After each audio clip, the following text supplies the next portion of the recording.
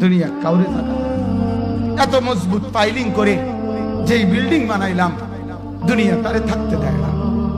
যা বেটা যা, যা তুই লাথি দিয়া বাইর করে যা, কবরে যা, কবরে যা। দুনিয়া কাউরে থাকতে দেয় না।